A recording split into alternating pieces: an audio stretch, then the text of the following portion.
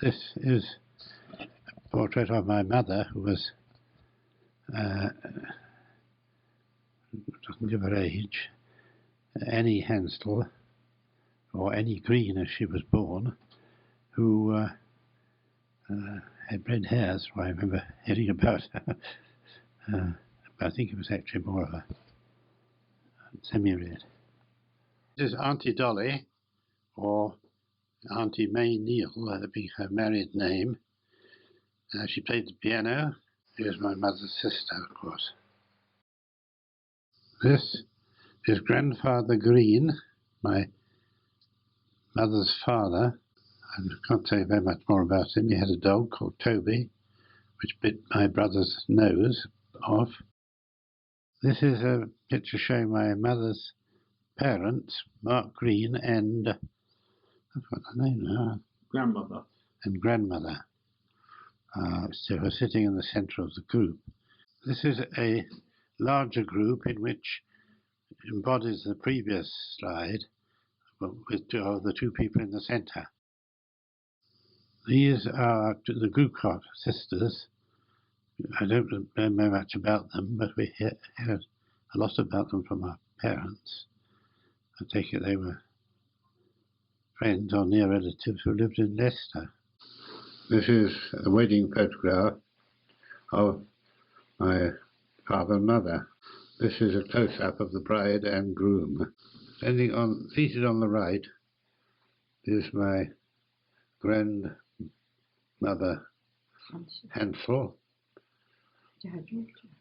and on the left her daughter Annie. Now this shows my grandfather and grandmother on the right, together with their daughter Dorothy. Your mother's parents? Yeah. This is C.A.W. Hansel, Carl William Hansel, and he, I think this was shortly after he was married in 1914. This is my father again, taken in 1914. He looked like this, remarkably like this, a large part of his life before he started putting on weight. This shows my parents holding Betty and Eileen, my two sisters. Eileen died shortly after the war. This is my mother with Eileen and Betty, taken sometime, I should think, in about 1920 or so. This is Grandfather Green, a painting, the original of which is held by my son John. I can't remember much about him because I only saw him about twice. I remember he had a dog. I think he smoked something or other.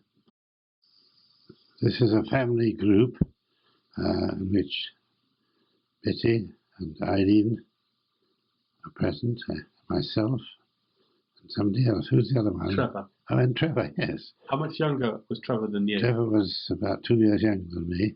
Did you fight with him? No. Do you remember Grandma Green? Yes, vaguely. What do you remember? Nothing much, really. Grandma Green, and saw more of her than most of the others. This is another family group in which Aunt Lily is present. She was married to cousin Charles, who died sometime back now. In this picture, Aunt Dorothy Green is present. She was the eldest sister of my mother, and we saw more of her than most of the other sisters. She played the piano very well. There's a picture of Eileen.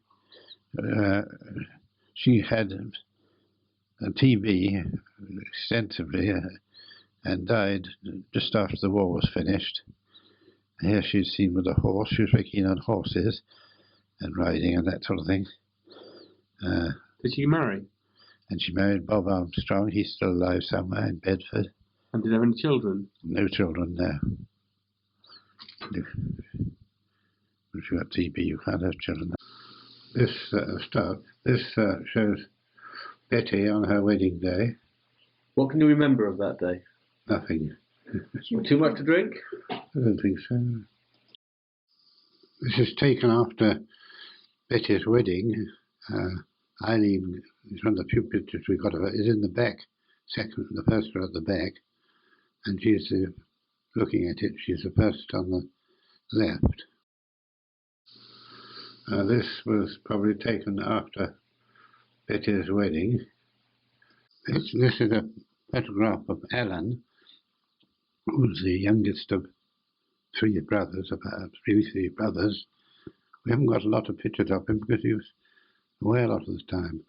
He was in the paratroops when he was caught. Where was he caught? In North Africa at a very young age. I think he was about 17 at the entry level. I believe he was 21 for the paratroops. Anyway, he became a prisoner of war right through the war, first of all in Italy, where he escaped, and then caught, and then again in Germany, and then in Austria. He was released at the end of the war, and he then married Joey, who appears in one or two other pictures. But he married and had one child who was born about the time he died. Had a different. Where did he work after the war? After the war, he worked.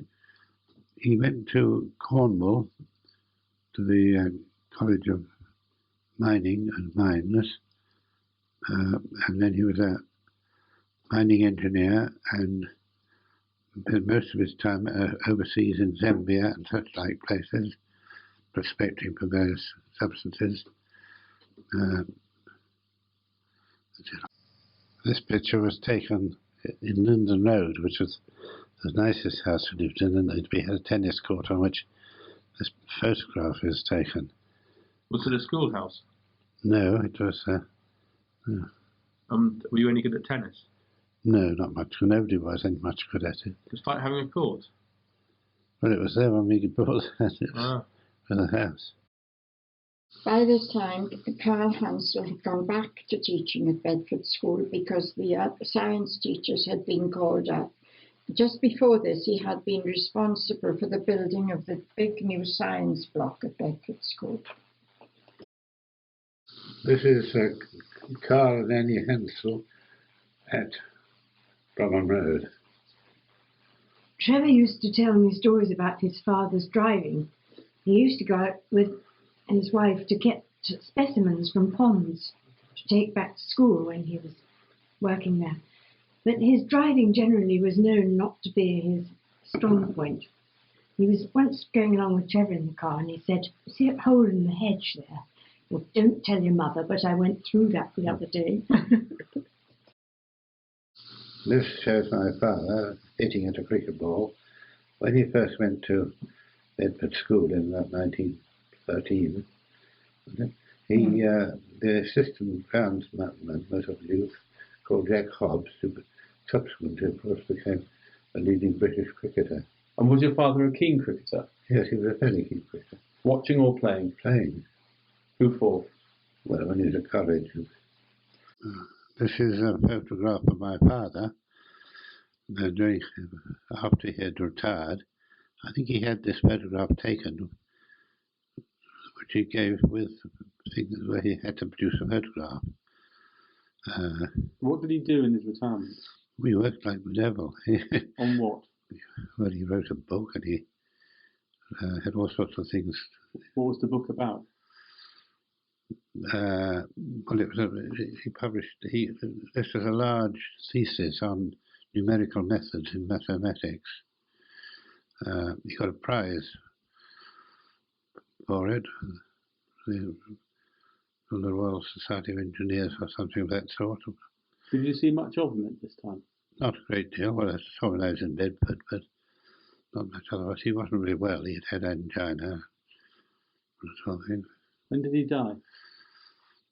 He died about